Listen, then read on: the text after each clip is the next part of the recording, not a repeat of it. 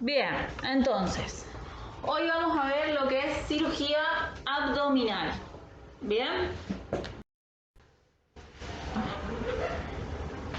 Las cirugías abdominales la podemos hacer para todo lo que son cirugías parietales, es decir, tratamiento de hernias o de eventraciones, cirugía de las vísceras huecas como estómago, intestino delgado, vías biliares, colon y recto, para todo lo que son las cirugías de vísceras sólidas como hígado, vaso, páncreas, y para todo lo que son cirugías de los cánceres intraperitoneales como resección de nódulos, de carcinomas asociados a una quimioterapia, y también todo lo que son las cirugías vasculares, ¿sí? Las cirugías vasculares intraabdominales a veces son las más grandes porque tenemos los vasos más grandes ahí, ¿sí? Como la aorta. Entonces, hay que tener, en realidad, son cirugías complejas donde ahí sí vamos a tener que tener otras consideraciones anestésicas. Entonces, es importante saber qué tipo de cirugía vamos a realizar, qué órganos van a estar involucrados y qué vasos van a estar involucrados para nosotros poder preparar, ¿sí?, en base a la complejidad de la cirugía. Bien, lo importante que tienen que saber que dentro de la cavidad abdominal está el peritoneo, que es el órgano, uno de los más grandes que recubre la cavidad abdominal.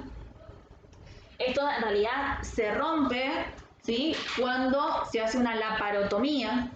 Por eso es cuando hablamos de laparoscopía, en realidad la diferencia era esto, ¿sí?, de que en realidad con una cirugía laparoscópica las incisiones son mínimas, entonces no se rompe el peritoneo.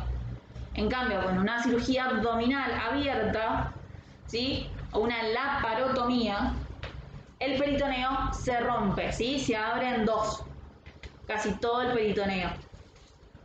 Que esto es lo que nos recubre los órganos. Entonces, por ahí es donde más, en realidad, probabilidades de eventraciones, ¿sí?, tenemos. Debido a su papel de revestimiento, sostén y defensa y nutrición de las diversas vísceras, se ve afectado para la realización de incisiones y posibles drenajes, lo que conlleva a diversas repercusiones fisiopatológicas, ¿sí?, que es lo que hablamos. Al romperse y perder esa capa protectora de sostén de todos los órganos, es lo que digo, lo más habitual son las eventraciones, ¿sí?, que es la salida de alguna parte del intestino por un agujero quirúrgico, ¿sí? A diferencia de las hernias, está dado por agujeros fisiológicos, ¿sí? Esto está dado por orificios quirúrgicos.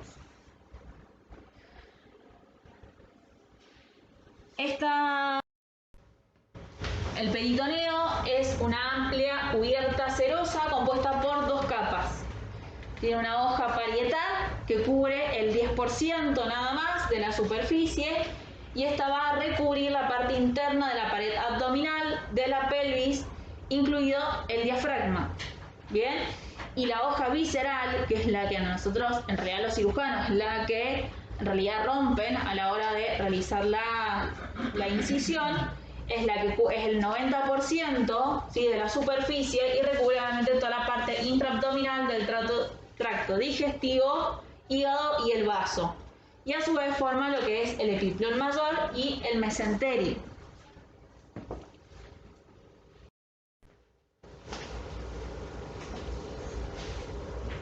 Bien, las células mesentéricas del peritoneo secretan un líquido que esto va a ayudar a que los órganos puedan movilizarse entre sí, no se peguen, ¿sí?, evitar las adherencias, y a su vez sirve de protector de microorganismos, ¿sí? Se secreta aproximadamente 100 mililitros.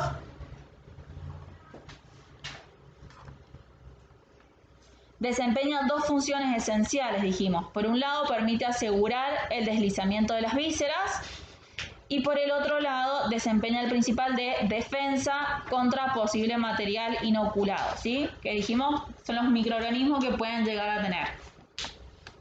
Cuando nosotros tenemos una sepsis o una peritonitis, lo que tenemos es este líquido peritoneal, que en realidad es normal, está infectado, ¿sí? Entonces, cuando está infectado, genera una infección o daña todos los órganos. Por eso hay que sacarlo rápidamente, ¿sí? Porque eso después puede generar una sepsis generalizada.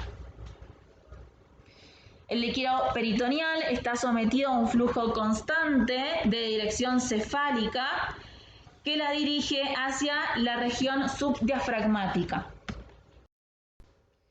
Las vías de acceso al peritoneo por la parotomía. ¿Para qué nos sirve eso? Esto en realidad es más de quirófano, ¿sí? Pero ¿para qué nos sirve a nosotros saber las técnicas quirúrgicas? Porque nosotros podemos evaluar, en este caso, el dolor que va a tener y las repercusiones respiratorias que va a tener el paciente postoperatoria o intraoperatoria, ¿sí? No es lo mismo que haga una incisión pequeña en la fosa ilíaca, ¿sí? A que haga directamente una incisión profunda desde la pelvis hasta el diafragma. ¿Bien? Esto va a dar la exposición de órganos, ¿sí? El dolor que va a tener el paciente y obviamente la complicación respiratoria que puede llegar a tener, ¿sí? Por eso a nosotros nos interesa saber qué técnica van a utilizar. Y aparte, lo más importante, para saber qué técnica anestésica vamos a elegir. Todas las incisiones que se hagan infraumbilicales se pueden hacer con anestesia regional. Todo lo que se haga supraumbilical se hace con anestesia general. ¿Bien? ¿Eso el cirujano le informa antes de la operación? En realidad el médico te va a decir vamos a hacer una laparotomía. Y el anestesiólogo le va a preguntar ¿cómo? Porque ya vamos a ver que la laparotomía es esto, ¿sí? Es la abertura del abdomen, indistintamente de donde sea. Entonces, el anestesiólogo le va a preguntar si es supra o es infra, o dependiendo de lo que vayamos a hacer. Si te van a decir, vamos a hacer un apéndice, vos ya sabes que en realidad es infraumbilical y vamos a ver que hay una técnica específica que le van a decir, ¿la vas a hacer con esto o la vas a hacer de la otra manera? ¿Bien? Entonces ahí uno sabe cómo vas a hacerlo. Si te dice, vamos a hacer un intestino, y vos ya sabes que directamente es medial. Entonces el paciente hay que dormirlo. Siempre que van a trabajar con el intestino, por lo general tienden a sacar todos los órganos, digamos, todo el intestino hacia el exterior. Entonces ahí ya sabes que tenés que dormir el paciente. Una anestesia regional no te sirve. ¿Bien? Entonces, se agrupan de 3 tipos estas incisiones: verticales, oblicuas y transversas. Esto está, chicos, tal cual en el apunte, si no se vayan anotando los tips extra, pero lo otro está todo en el apunte. Lo que hay que considerar, como dice acá, es el tema de las fibras musculares, ¿sí? Lo ideal es que no se seccione la fibra muscular, sino que se acompañe la dirección para evitar el daño. Si yo secciono, ¿sí?, oblicuamente, en realidad pierdo la capacidad muscular, ¿sí? Entonces pierdo esa resistencia abdominal que puedo llegar a tener después, y hay que poner una malla de resistencia. Bien, entonces lo ideal es que si yo tengo que hacer una incisión más grande, lo ideal es que vaya acompañado a las fibras musculares y no las seccione todas.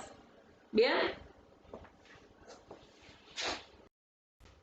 Bien, vamos con las primeras, que son las incisiones verticales. Son las más utilizadas en las laparotomías medias.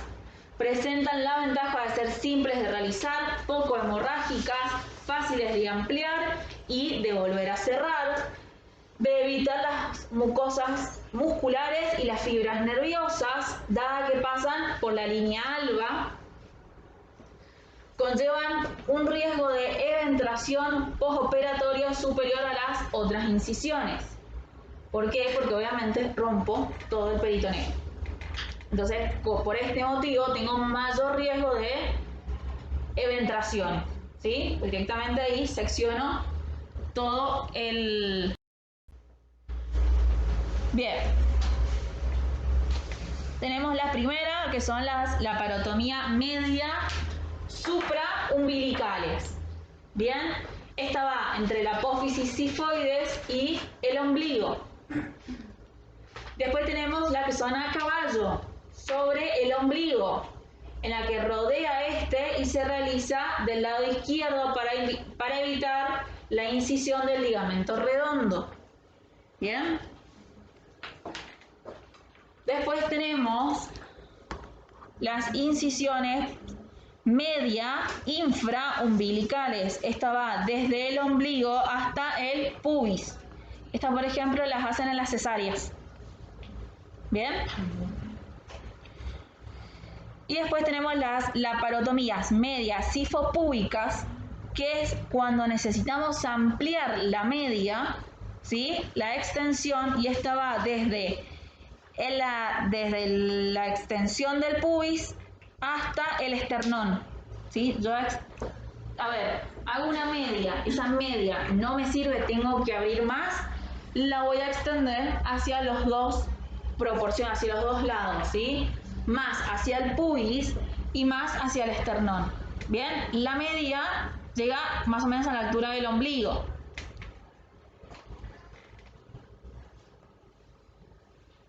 La laparotomía supraumbilical conlleva repercusiones respiratorias significativas con una disminución de la capacidad vital, ¿sí? Porque obviamente todas las incisiones que son arriba, los cirujanos van a trabajar y van a presionar el peritoneo que une al diafragma, ¿sí? Entonces, eso genera mucho dolor.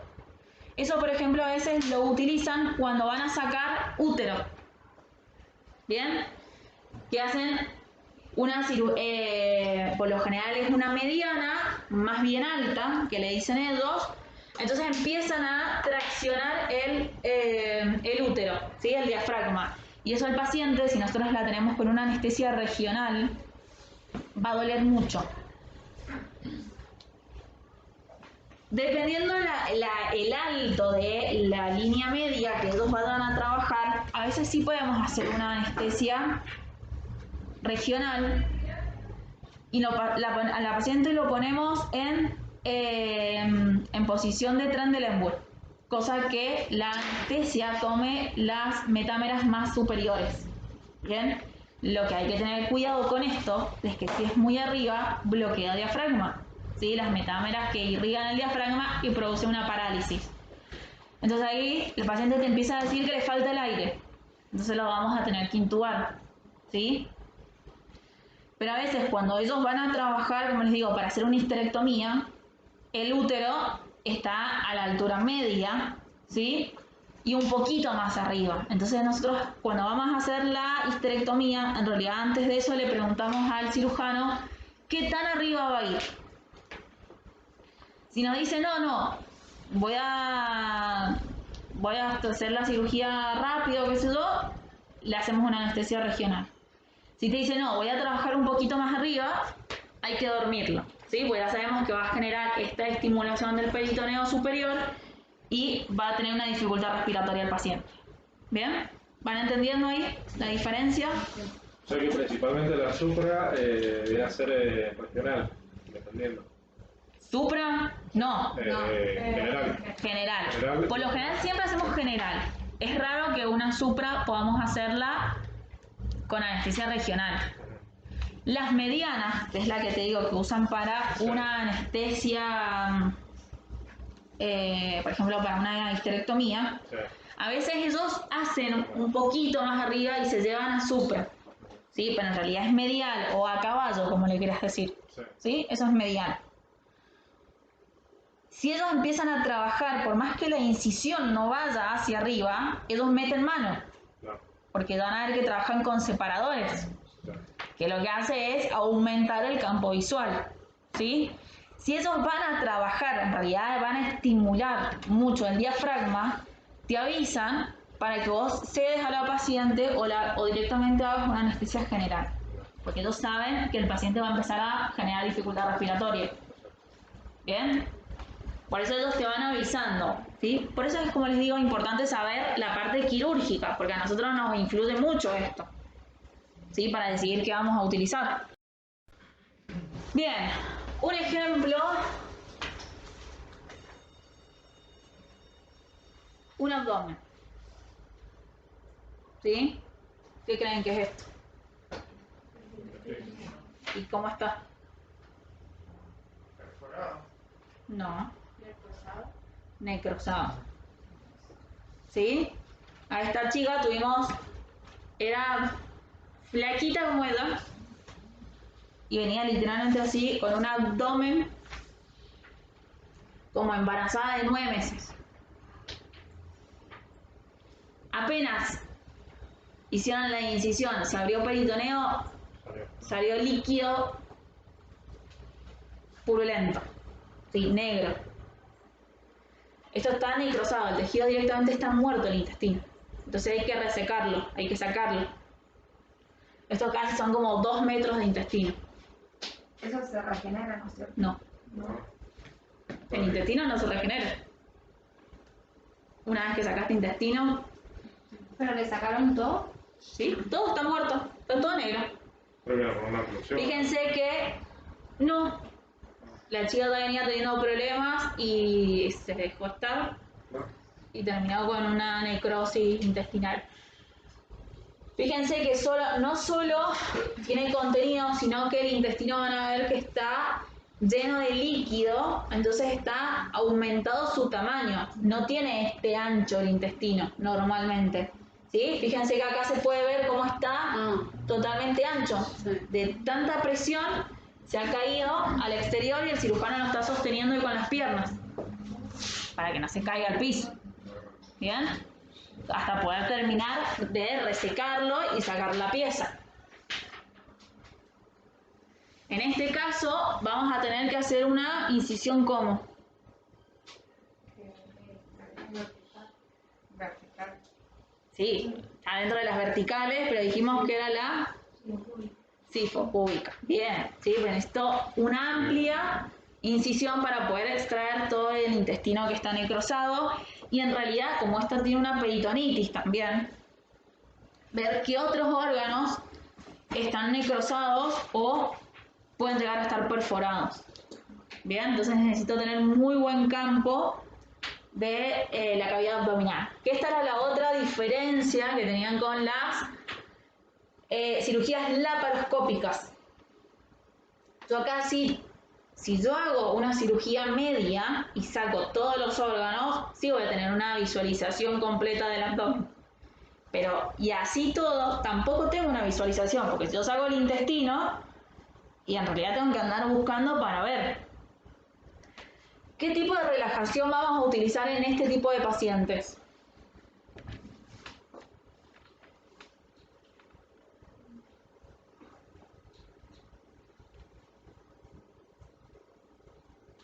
¿O qué tipo de relajantes?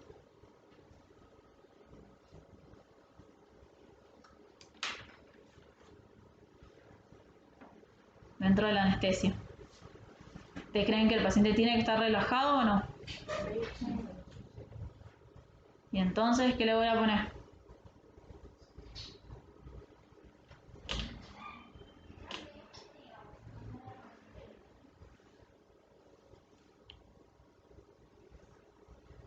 ¿Qué relajante muscular tenemos, chicos? Atracura.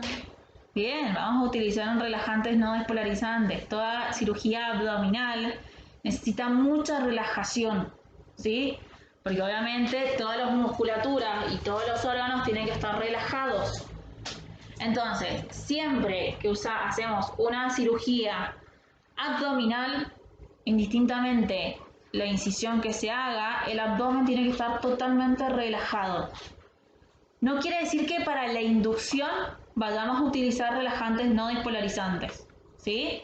Acuérdense que la inducción es diferente, yo voy a priorizar vía aérea. Entonces, dependiendo de la vía aérea del paciente, utilizo Suxi o utilizo un relajante no despolarizante.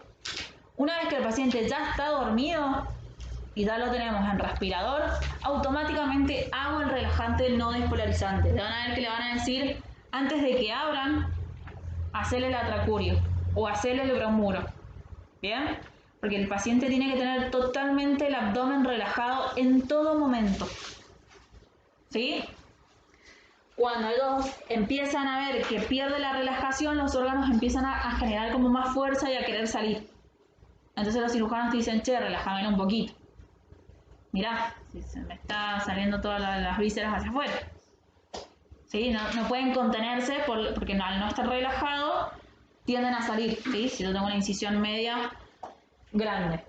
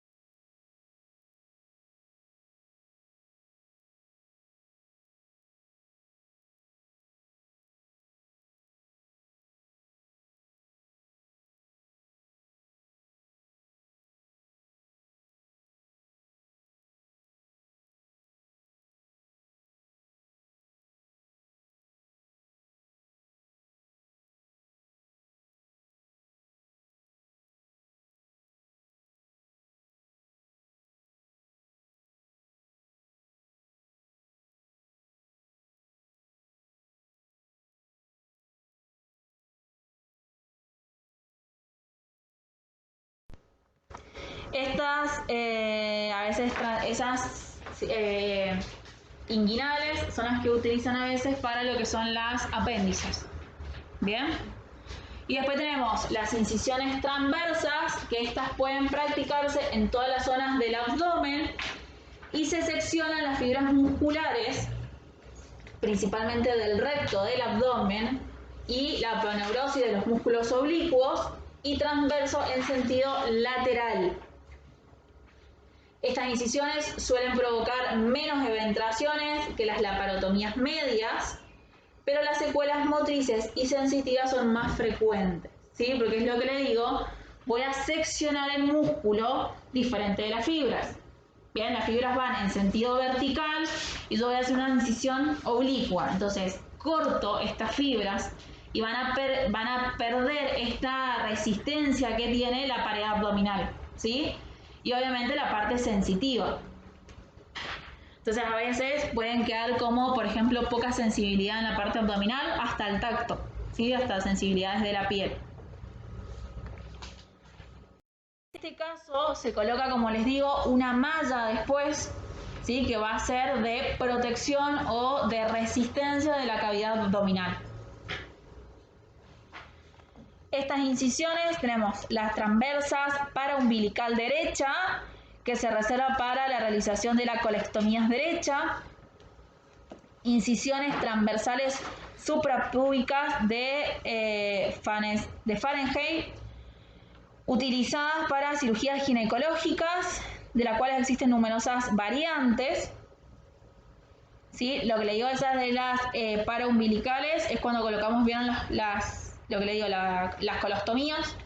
¿Sí? Se hace un agujerito donde va a salir la parte del intestino y ahí queda la bolsa. Esa parte del intestino se sutura a la piel para que no se no ingrese nuevamente, ¿sí? Y se coloca una bolsa colectora, que es de ahí donde va a ir toda la caca del paciente, ¿sí? La materia fecal. Las Fahrenheit, que son las de abajo, son las que utilizan para las cesáreas. También, ¿sí? Son bien púbicas. Después tenemos las McBurney, que estas son unas... se utilizan para acceso regional cecal, ¿sí? Que es lo que le digo, que también son para las apéndices. Son las que se hacen acá, en la que tienen ahí el número 6, la ratita cortita, ¿sí? Esas son las McBurney. Cuando nosotros hacemos un apéndice, le preguntamos qué van a hacer, si medial o McBurney. Si ellos te dicen McBurney, sabes que es directamente una anestesia regional, ¿sí? Pues una incisión chiquita, no más de 5 centímetros. Antes hacían un hachazo de 15 centímetros más o menos, ahora son chiquititas, no más de 5 centímetros, una incisión, digamos, con poco sangrante, ¿sí? Entonces no hay complicaciones. Ahora, si ya tiene peritonitis, por lo general la hacen medial, ¿sí? Siempre que tenga peritonitis, como hay que lavar, se hace medial. Bien, las indicaciones. ¿Por qué motivos pueden hacer una cirugía abdominal? Cirugías traumatológicas de abdomen, ¿sí? A ver si se ve. No sé, igual está puesto igual, para que lo tengan. Peritonitis, como les dije. Traumatismo durante el embarazo. Lesiones vasculares. Bien. Alguna perforación por una herida de arma blanca o alguna herida de arma de fuego. Síndromes abdominales agudos, como por ejemplo una colecistitis, una apendicitis, ¿sí? Todo lo que termine en itis habla de inflamación, ¿sí? Entonces, cuando eso está inflamado, hay que sacarlo, ¿sí? Porque más la parte abdominal genera pus y eso lleva a la peritonitis. Entonces, cualquier síndrome agudo que yo pueda tener, hay que extraerlo y se hace una cirugía abdominal. Tratamientos quirúrgicos de la colecistitis crónica, calculosa o coledocolitiasis, ¿sí? La litiasis es la formación de piedras, ¿sí? Entonces, la vesícula o la colecistitis puede ser solo por la inflamación o porque tiene piedras, ¿sí? Entonces, igual se saca toda la vesícula, sea de una o sea de la otra manera. Lo que tiene que, si es litiásica, en realidad es un poco más compleja, porque si estas piedras van hacia los conductos pancreáticos, terminan dando una pancreatitis, ¿sí? Entonces, por eso hay que sacar todos los cálculos. Para yo corroborar de que no haya ningún cálculo, van a ver que se hace colangio, lo que se dice, que es un líquido de contraste que se ve con radioscopía. Entonces ellos ven el pasaje y ven si hay algo que pueda llegar a obstruir o que no esté, que haya quedado en ese conducto, ¿sí? Tratamientos quirúrgicos, bueno, eso ya lo dijimos.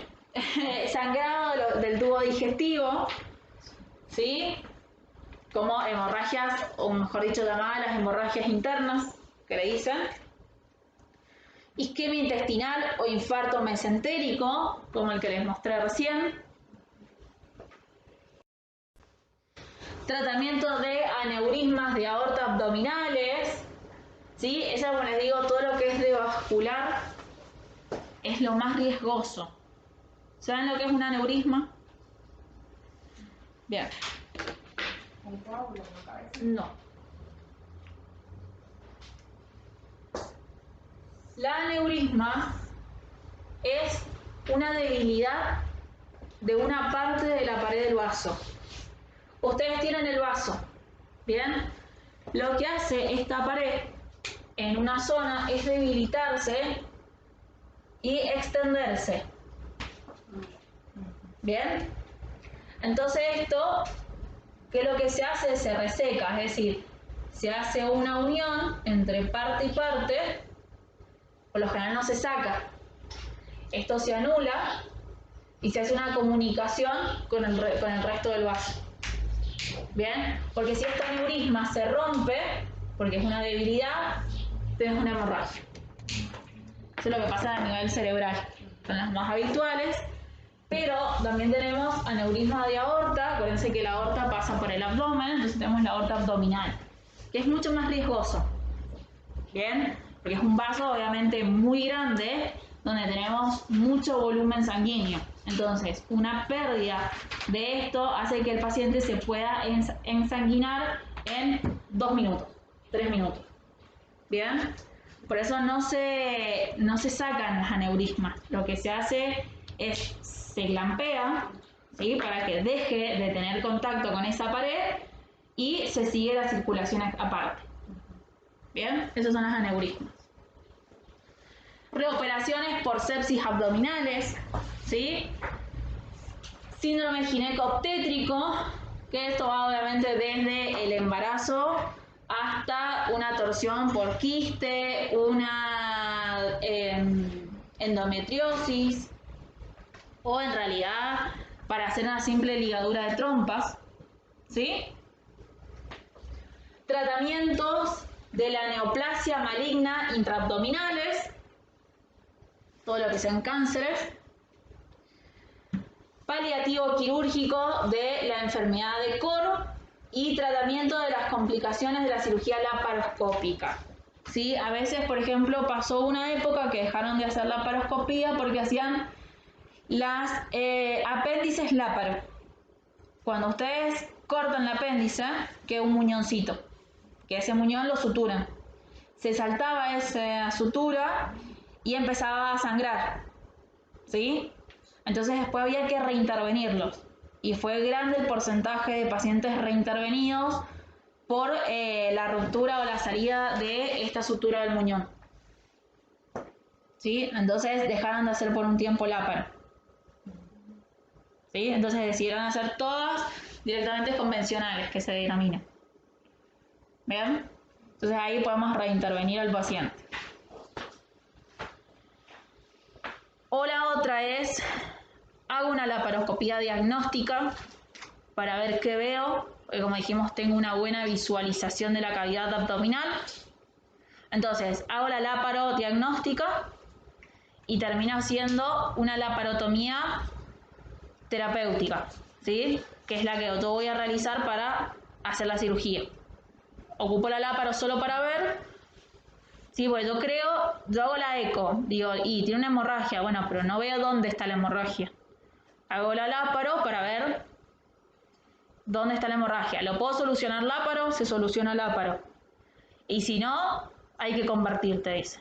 Cuando hay que convertir, hay que reforzar la relajación muscular. Siempre. ¿Sí? Bien, contraindicaciones de una cirugía. En realidad, ahí dice contraindicaciones absolutas, pacientes con indicaciones formal de paratomía. En realidad no hay una contraindicación, chicos. Si hay que abrirlo, hay que abrirlo. Bien, solo que obviamente si pacientes que ya tengan en realidad muchas cirugías previas, se va a complicar porque esta aponeurosis va a generar después adherencia con el resto de los órganos. ¿Sí? Por eso les decía, cuando hablábamos de cirugía laparoscópica, el tema de que si ya tienen cirugías abdominales previas, se evita por esto de las adherencias. Pues yo voy a cerrar todos los planos esta aponeurosis se va a terminar adhiriendo a los órganos, porque este líquido que genera ya no genera de la misma manera, entonces genera este pegoteo y yo no sé si puedo perforar algo, ¿sí? Entonces por eso cuando tienen muchas cirugías previas abdominales se evita la laparoscopía. Pero ante todo se hace la laparotomía, ¿sí? Entonces no hay una contraindicación absoluta, ¿sí? Relativas, pacientes inestables, múltiples cirugías previas, embarazo avanzado, ¿sí? Obesidad mórbida y coagulopatías. Lo que se puede ver es el tipo de incisión que se hace para evitar el sangrado, o por ejemplo, si una mujer está embarazada, tiene muchas probabilidades de aborto o en realidad de daño al feto. Entonces, en este caso a veces se hace láparo, ¿sí? Que tiene menos complicaciones quirúrgicas que una laparotomía. Bien, y los efectos adversos pueden generar fístulas, infecciones, hay un gran porcentaje de infección, disminución de la temperatura central. ¿Por qué? Porque yo tengo un gran campo abierto y una gran exposición de los órganos vitales. Entonces, el calor se va por contacto y por evaporación, ¿sí? Vamos a ver cuando veamos termorregulación las diferentes formas de pérdida de calor, y una de esas es por evaporación, que es una de las más grandes. Entonces, al tener gran cantidad de los órganos expuestos, pierdo mucho calor, ¿sí? Entonces, acuérdense que siempre dijimos que un paciente con hipotermia tiene mayor, ¿sí?, riesgo a el sangrado. Aumenta los tiempos de los anestésicos, ¿sí? Tiene problemas de coagulopatías, ¿sí? Tiene alteraciones vasculares, ¿sí?, en la presión del paciente. Entonces, por eso hay que mantenerlo con soluciones tibias. A todos los pacientes, indistintamente qué tipo de cirugía se hace, lo ideal es pasar soluciones entibiadas, ¿sí?, para mantener siempre la temperatura corporal del paciente. Eso ayuda. Y si es posible, colocar mantas térmicas, ¿sí? Nosotros colocamos las mantas, por lo general en las piernas nada más, porque obviamente el campo quirúrgico es el abdomen, no lo podemos poner, pero sí en las piernas y lo que son los brazos, intentamos ponerle sueritos calientes, ¿sí? Obviamente nunca tocando la piel, sino arriba de alguna sábana, algo, para animarla por contacto, pero siempre buscando puntos donde podamos mantener el calor del paciente, ¿sí? Bien.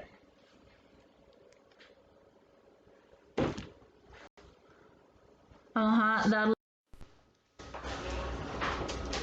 Saliendo de lo que son las técnicas quirúrgicas, que ya las vimos, ¿sí? Dijimos que habían 3. Vamos a la posición del paciente. Obviamente la posición del paciente siempre va a ir en decúbito supino. Vamos a tener las diferentes variantes de Trendelenburg invertido, y siempre con alguna lateralización de la camilla, no del paciente, ¿sí? No utilizamos decúbitos laterales, ojo, sino lateralización de la camilla completa. Eso lo que nos va a permitir es, obviamente, que los órganos se desplacen más hacia un lado que del otro y ellos tengan un mejor acceso a el campo quirúrgico. ¿Bien? Como ellos van a trabajar en abdomen, tenemos 2 posiciones, dependiendo de la cantidad de médicos que vaya, ¿sí?, y la complejidad de la cirugía. Lo ideal es que los brazos vayan abiertos. ¿Por qué? Porque si son cirugías grandes, vamos a tener todo lo que es la monitorización invasiva y varias canalizaciones, ¿sí? Entonces tenemos que poder tener acceso a eso. Y si no, un brazo cerrado y el otro abierto. ¿Bien? El brazo que vaya cerrado vamos a intentar tener lo menos posible de cosas. Es decir, voy a tener, por ejemplo, el tensiómetro. Bien, pero no voy a tener la vía. ¿Sí? Voy a intentar tener el brazo que esté abierto, todo lo que sea canalización y el oxímetro. ¿Bien? Por eso después cuando hablábamos de dónde voy a colocar la vía, depende mucho del tipo de cirugía y la posición que tenga el paciente. Bien, en este caso, si yo tengo que tener un brazo cerrado, voy a aprovechar al máximo el brazo que tengo abierto. ¿Por qué? Porque lo voy a tener cerca. ¿Sí? En caso de que tengamos que poner una vía, porque a veces ponemos, al poner dos vías, ponemos una en cada brazo, la que vaya con el brazo cerrado, obviamente tiene que ir prolongada para que nosotros tengamos acceso, bien, a colocar la medicación. Esa vía, por lo general, si yo tengo que colocar medicación, voy a colocar medicación en la vía que esté más próxima al brazo. ¿Por qué? Porque si yo coloco la medicación ahí, voy a tener que abrir el sachet para que pase rápido, para que pueda llegar y hacer efecto la droga. ¿Sí? Pues si no, de aquí que vaya todo el goteo, tengo como 1 metro de vía, no me hizo el efecto que yo quería en el momento que yo necesitaba. ¿Sí? Entonces, si vamos a colocar o administrar medicación por una vía prolongada, sí o sí hay que pasarlo a chorro para que pase rápido. ¿Bien? Y si no, colocarlo directamente en la vía en el brazo que esté abierto. Bien, los tratamientos quirúrgicos, como yo les dije, es la laparotomía. Láparo indica abdomen, tomía es el corte, ¿sí? O la extracción. Entonces, por eso nosotros lo que hacemos es una incisión abdominal. Las etapas de la laparotomía, esto es muy importante. Se inicia la laparotomía con la apertura quirúrgica de la cavidad abdominal. Se hace la exploración de la cavidad abdominal para evaluar la extensión de la patología, identificar otras posibles patologías no diagnosticadas previamente, que obviamente eso lo hacen los cirujanos. Realización de la cirugía propiamente dicho. ¿Sí? Yo primero abro, por ejemplo, hay una hemorragia, veo de dónde viene la hemorragia, voy a lavar, voy a succionar, voy a aspirar, ¿sí? Y ahí digo, bueno, tengo una perforación en el vaso, bueno, ahí recién vamos a ver qué hacemos en el vaso, ¿bien? Y las partes más importantes es el inventario o revisión de la cavidad abdominal.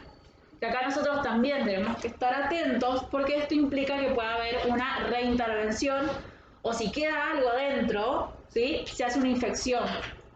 Entonces ahí ya van a ver que cuando los instrumentadores y el circulante pone una compresa en el piso y todas las compresas de gasa, ¿sí? Que van sacando las van poniendo. ¿Por qué es importante esto? Porque a veces nosotros, ¿sí? Si el circulante está ocupado en otra cosa, el instrumentador te dice, che, pasame unas compresas.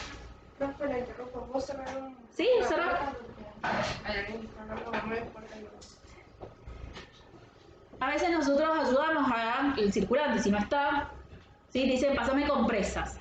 Ellos estas compresas las contabilizan, porque después hay que hacer el conteo para saber que no haya quedado nada en el abdomen. Entonces, si yo le voy a pasar algo al instrumentador, se deja anotado, ¿sí? Ellos llevan un papelito, pase 2, pase 4, pase 6, ¿sí? Le sumás y apenas venga el circulante hay que avisarle, che, le pasé más gasas o le pasé más compresas, ¿sí?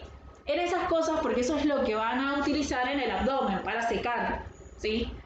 Entonces, corroborar, ¿sí? O a veces te dicen, sí, me contás las compresas, ¿sí? Entonces a veces nosotros también los ayudamos a hacer ese conteo final, buscamos y si de repente se pierde una compresa o falta una, se para todo. Y todos empezamos a buscar la compresa.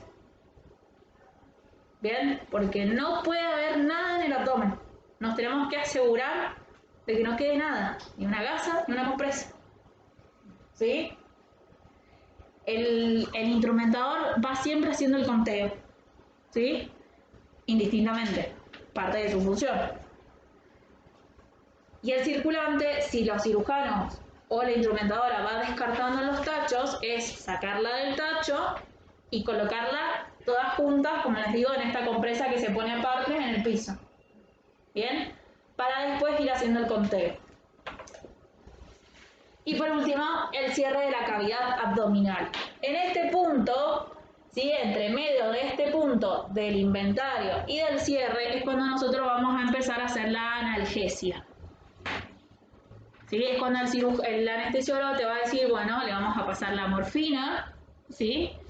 O le vamos a pasar el tramadol, siempre que estemos hablando de una analgesia intravenosa. ¿Bien? ¿Por qué? Porque lo que nosotros buscamos es que haga el pico cuando el paciente esté despierto. O sea, que se despierte sin dolor. Y que obviamente este pico no me dé una alteración de la respiración. ¿Sí? Acuérdense que los opioides generan depresión de la vía respiratoria. ¿Sí? Entonces, lo que voy a buscar es que me haga el pico, ¿sí? Que pasen aproximadamente 30 a 40 minutos, que es el tiempo que van a tardar en cerrar, hacer la limpieza y nosotros en ir despertando al paciente para que el paciente no tenga dolor cuando se despierte, ¿sí?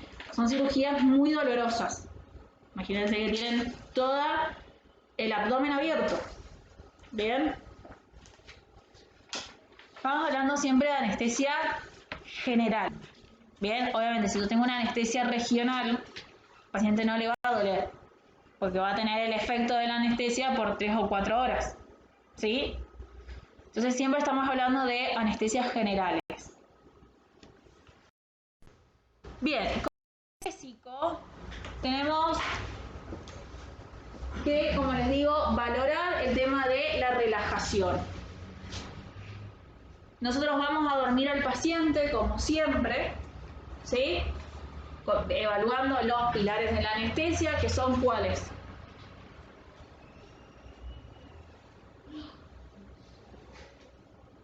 ¿Cuáles son los pilares de la anestesia? Hipnosis. No, pilares, no etapa de la anestesia. Hipnosis. Relajación. Analgesia, relajación muscular. Me falta uno en el medio. ¿Con cuál empezamos? Analgesia. Después, hipnosis y por último, relajación muscular. ¿Sí? Ustedes acuérdense que los pilares son como los pasos que yo tengo que seguir para dormir a mi paciente. ¿Bien? Después ustedes tienen las etapas de la anestesia que dijimos que eran 4. ¿Que cuáles eran? No. Desnitrogenización. Inducción. Mantenimiento y Despertar. Bien, ¿sí? Eso es cómo se va a manejar la anestesia durante todo el procedimiento quirúrgico. Bien. Entonces, vamos a dormir, vamos a hacer la inducción correspondiente y como les digo, apenas dormimos al paciente que ya está dentro del respirador y antes de que se realicen las incisiones quirúrgicas hay que relajarlo con un relajante no despolarizante, ¿sí? De larga duración, atracurio o bromuro de pancuroni. Si es necesario, se hace una reinyección, ¿bien? Para relajar al paciente y se vuelve a contabilizar el tiempo a partir de la reinyección. ¿Bien? ¿O no? Bueno. Nosotros cuando hacemos el relajante muscular ponemos el cronómetro en el respirador. Vamos midiendo los tiempos. Acuérdense que dura aproximadamente, depende de la droga que ustedes van a usar, por ejemplo el atracurio dura 40 a 45 minutos. ¿Bien? Si yo hago una reinyección, ya no me interesa ese tiempo. Vuelvo a contar de 0 desde la reinyección.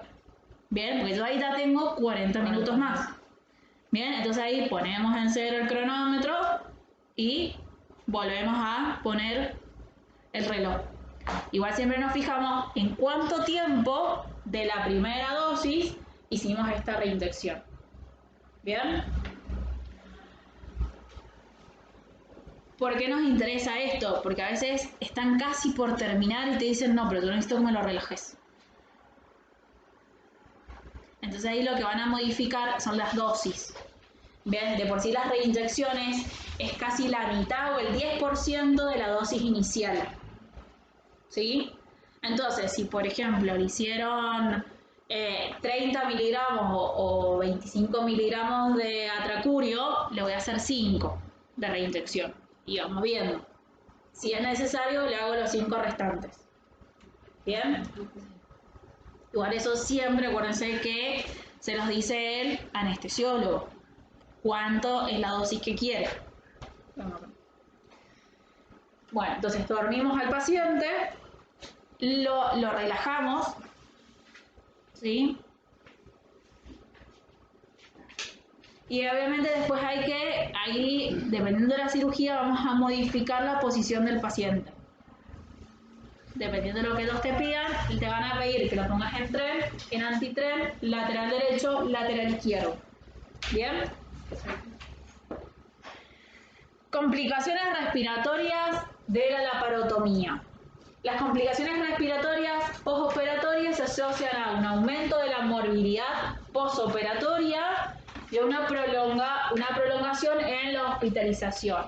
Obviamente, este tipo de procedimientos, la recuperación es mucho más lenta que una laparoscopía. ¿Bien? Porque hay que ver que realmente cicatrice, que no tenga infección, ¿bien? Que el paciente pueda movilizarse correctamente. Si tiene drenajes, se deja mucho más tiempo el paciente hospitalizado. Hay más probabilidades de complicación o de reintervención, ¿sí? Entonces, todo esto me va a generar que yo tenga que volver a intubar al paciente o que genere una dificultad respiratoria por el dolor. El descenso de la capacidad residual funcional, así como la disminución del volumen del cierre alveolar, contribuye a mantener colapsados numerosos alvéolos pulmonares, lo que favorece a la aparición de atelectasias, ¿sí? Y estas modificaciones respiratorias asociadas a los efectos residuales de la anestesia y de los analgésicos postoperatorios inhiben la tos, deterioran el aclaramiento mucociliar y contribuyen al riesgo de aparición de neumonías postoperatorias. ¿Sí? ¿Qué implica esto? Son cirugías muy dolorosas. Este dolor, ¿sí?, ¿qué va a hacer? De que el paciente no quiera respirar, ¿sí?, no genere la mecánica o la inspiración completa, ¿sí?, porque le duele. Entonces empezamos a ver que el paciente desatura. Entonces es un paciente que vamos a tener que darle aporte de oxígeno. Para esto vamos a tener, para que no desature y para que no le duela, vamos a tener que usar analgésicos potentes. Bien, como los opioides. Estos opioides generan depresión respiratoria y aumentan la secreción de la mucosidad. Como dice ahí, también va a deprimir los reflejos protectores de la vía aérea. ¿Sí? Entonces todo esto va a generar moco, que este moco se puede infectar y ahí es donde me termina dando la neumonía. ¿Sí? O también, en realidad, tiene mayor aumento también de reflujo. ¿Bien? Entonces, por eso tenemos complicaciones respiratorias de este tipo de cirugías.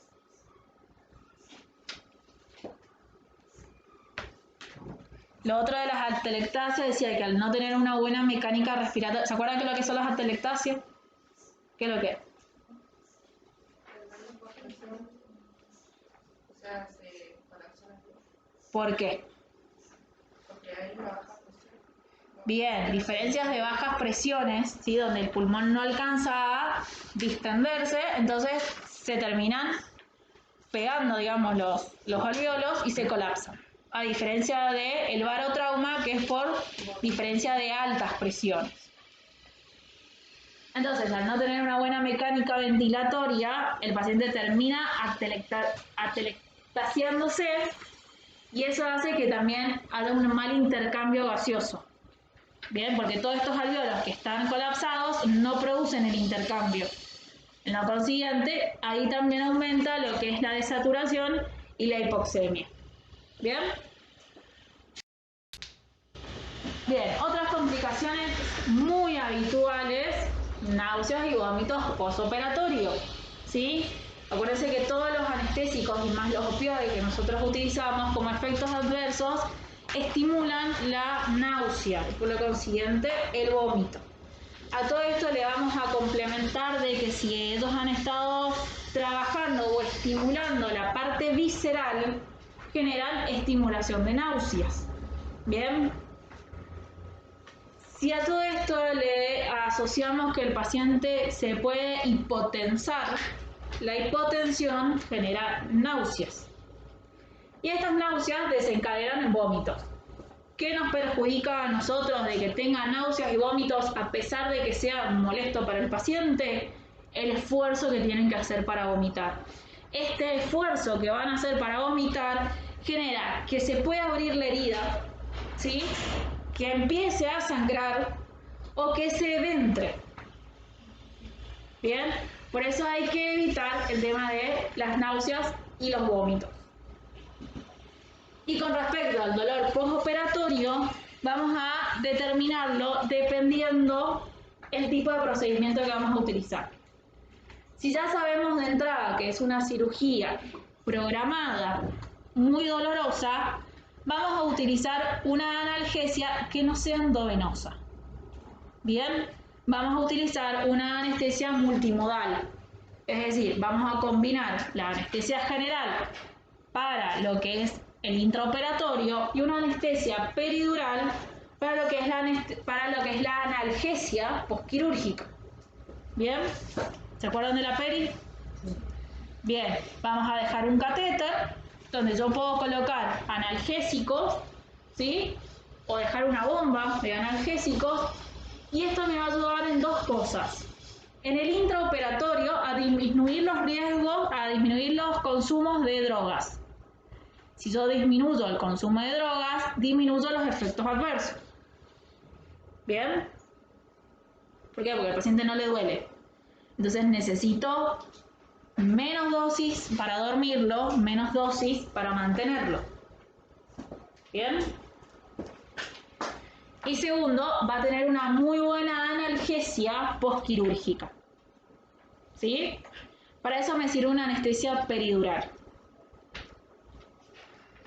En caso de que no podamos hacer una anestesia peridural o sea una anestesia o sea una cirugía de urgencia, donde no tenemos este tiempo, o el paciente no se puede sentar, ¿sí?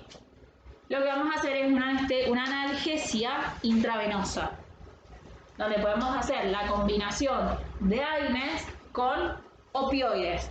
Lo que me favorece esto es la disminución de los opioides y esto obviamente la disminución de los efectos adversos que generan los opioides. ¿Bien? Y en consiguiente la disminución de náuseas y vómitos postoperatorios. ¿Sí? ¿Estamos claros ahí? Bien, la técnica anestésica. En cirugías programadas con un periodo de internación de más de 2 días o en cirugías extensas o complejas, lo ideal es una anestesia combinada, general y regional, que es lo que hablábamos recién. Se recomienda mantenimiento con sevoflurano o propofol en caso de TIVA y remifentanilo. Acuérdense que para la mantención sí o sí tenemos que utilizar un hipnótico y un analgésico potente. ¿Por qué? El hipnótico lo voy a utilizar para dejar al paciente dormido durante todo el proceso quirúrgico y el analgésico para que no le duela. ¿Sí? Los estímulos quirúrgicos son muy dolorosos, entonces necesito un analgésico potente, que en este caso vamos a utilizar el remifentanilo. ¿Sí? ¿Por qué? Porque es el opioide más potente y el de menos duración. Que me implica de que no tengo que usar poca dosis, ¿sí? En relación a los otros, y yo lo cierro y en 10-15 minutos el paciente se me despierta. ¿Bien? Por eso utilizamos más que todo el remifentanilo para la mantención del paciente y el fentanilo para la analgesia en la inducción. ¿Bien? Y obviamente la parte hipnótica, si es una anestesia balanceada, voy a utilizar un gas anestésico como hipnótico. Si es una anestesia intravenosa, como hipnótico voy a utilizar un barbitúrico o no barbitúrico como el propofol. ¿Bien? Lo que podemos utilizar es el BIS para asegurar una recuperación adecuada. Acuérdense que el BIS más que todo lo utilizamos en anestesias intravenosas, ¿sí? Para evaluar la profundidad de la anestesia, ¿sí? El uso de propofol ha demostrado una menor incidencia en náuseas y vómitos postoperatorios. El propofol es muy buen antiemético, ¿sí? Por eso lo utilizamos más a veces que el sevoflurane. Lo utilizamos más TIVA que una anestesia balanceada. Cuando sabemos que van a ser cirugías largas y que pueden estimular mucho, a veces se recomienda utilizar anestesias intravenosas que balanceadas. Con la combinación de la anestesia epidural se mantiene sin alteraciones la ventilación alveolar y la concentración de dióxido de carbono a pesar del aumento del trabajo respiratorio. Bien. La hipotensión intraoperatoria debe ser tratada con vasopresores. Al tener gran exposición, también tenemos pérdidas de volumen, ¿sí? Entonces tenemos que estar todo el tiempo controlando la hidratación del paciente, de que la pérdida, mejor dicho, que la reposición sea igual a la pérdida, ¿sí? Para mantener una volemia lo más estable posible. Eso cuando estamos hablando solo de pérdida por evaporación. A eso hay que sumarle de que si por algún motivo está sangrando el paciente o ya viene con una hemorragia interna, hay que sumarle esto para pedir hemoderivados. ¿Qué a veces nos puede interesar a nosotros cuando vienen en la urgencia y te dicen el paciente viene con una hemorragia interna? El paciente puede estar bien inicialmente, te lo va a llegar y vos lo monitorizás y capaz está un poco hipotenso, pero todavía está bien. ¿Y qué pasa? Cuando abren, tiene toda la sangre contenida en el abdomen. Y a medida que van sacando esa sangre, hace así la presión. Cae en picada. ¿Bien? Entonces, cuando tenemos este tipo de pacientes que sabemos de que ya viene con una hemorragia y una pérdida y que esa presión supuestamente normal es ficticia, porque ellos cuando abran va a caer la presión, automáticamente vamos a empezar la anestesia con vasopresores como la noradrenalina. Bien, esto lo que va a hacer es generar una contracción de las arterias aumentando la presión. Entonces siempre voy a tener una presión lo más normal posible, ¿sí? Entonces, en caso de urgencia o en caso de que sepamos que el paciente se va a hipotensar mucho, vamos a empezar directamente con vasopresores, que el que utilizamos nosotros es la noradrenalina. ¿Bien?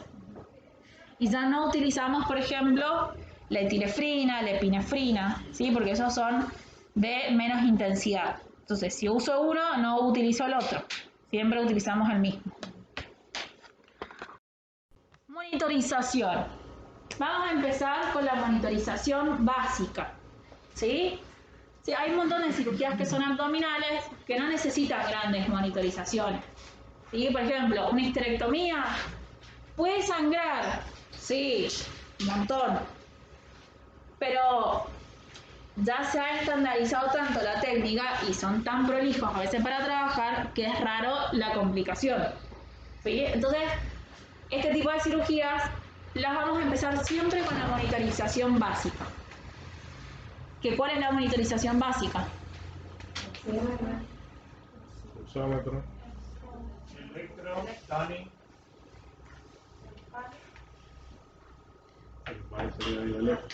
Son 4. Bien, ¿cuáles son? Tensiómetro. Oximetría. Simetría. Vamos a distinguir monitores de monitorización. Si yo pregunto monitores, me nombran monitores. Bien, monitores, oxímetro o pulsoxímetro. Monitorización, oximetría. De pulso, porque mido el pulso también. Sí. Bien. La segunda, Tensiómetro es el monitor. ¿Qué mido? La presión arterial no invasiva. ¿Sí? ¿Con qué la mido? Con un tensiómetro. El tercero, la cardioscopía. Bien. En realidad el cardioscopio mide, es el monitor, la cardioscopía es la monitorización. Y por último, la capnografía y capnometría, y su monitor es el capnógrafo. Entonces, ojo con eso, porque nosotros a veces preguntamos monitores y a veces preguntamos monitorización, para que lo tengan en cuenta en los exámenes.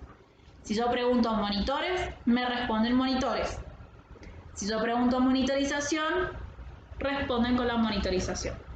Bien, entonces tenemos 4 monitores básicos. ¿Qué vamos a complementarlos? Con la tensión arterial invasiva, ¿sí? Que es lo más habitual. El BIS, si es una anestesia intravenosa. Y si estamos hablando de cirugías de, por ejemplo, resecciones o tumores grandes o cirugías que van a ser muy prolongadas, donde también puede haber, por ejemplo, involucrado grandes vasos sanguíneos, ¿sí? Voy a utilizar una vía central.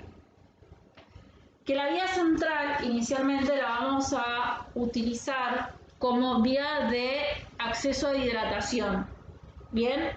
Y si es necesario, le coloco la regla y ya lo utilizo como monitor, ¿sí? Para monitorizar la presión venosa central, ¿bien? ¿Qué me va a variar si yo tengo una regla o no tengo una regla? Si tengo la regla lo puedo medir. Si no tengo la regla, solo me va a servir para lo que es la hidratación y la colocación de los vasopresores. ¿Por qué? Porque los vasopresores a altas dosis no se pueden pasar por vías periféricas. ¿Por qué? Porque como produce una vasocontracción, ¿sí? Lo que yo voy a terminar generando en vasos pequeños, como son los periféricos, es que se fibrosen.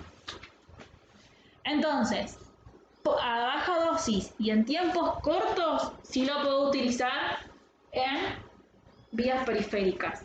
Si no, sí o sí hay que colocarlo en una vía central. Entonces, la vía central también me va a servir o la voy a utilizar para colocar los vasopresores. ¿Bien? Fluidoterapia. Con respecto a la fluidoterapia, como dijimos recién, vamos a evaluar el tipo de pérdida que yo tengo, es la reposición que vamos a utilizar. Raramente va a ser una restrictiva, ¿sí? ¿Qué puedo hacer? Un apéndice, ¿sí? Que es una incisión así chiquitita donde no tengo exposición, no tengo sangrado, no le voy a pasar 3 litros de solución. ¿Bien? Ahí sí, porque en realidad ahí vamos a ver más que todo la hidratación en base a la reposición, ¿sí? O al objetivo que yo tengo de mantener un estado hemodinámico adecuado. Entonces va a estar dado por reposición y guiado por objetivos. Esa va a ser la fluidoterapia que yo voy a utilizar. Entonces, el paciente, si es necesario, le saco un astrum, veo en qué condiciones está, necesito hidratarlo más, le voy a colocar cristaloides. Si veo que está sangrando, voy a colocar sangre. Se me hipotensa mucho, a pesar de que tengo vasopresores, le está faltando volumen. Bien, tengo que reponer. Tengo que ver esas reposiciones, si es solo por la exposición o el paciente me está sangrando. Raramente es por exposición a líquido.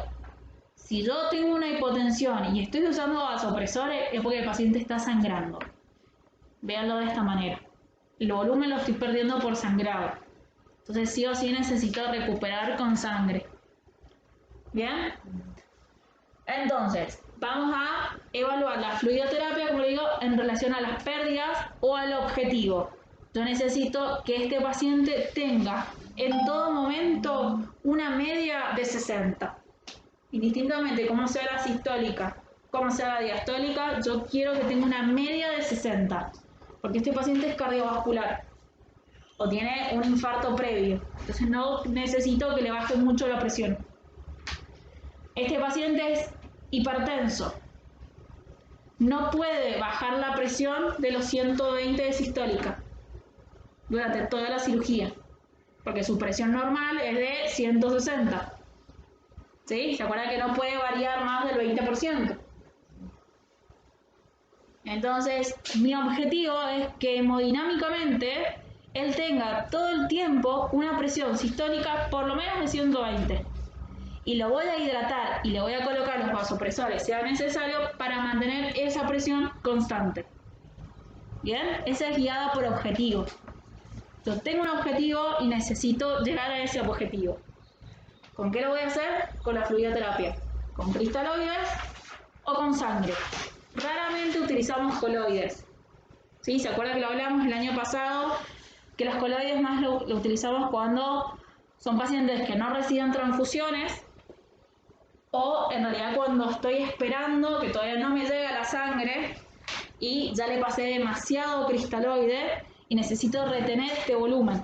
Entonces ahí ocupo los coloides que me van a aumentar la volemia. ¿Bien? O sea, ahí utilizo los coloides, si no, no. Bien.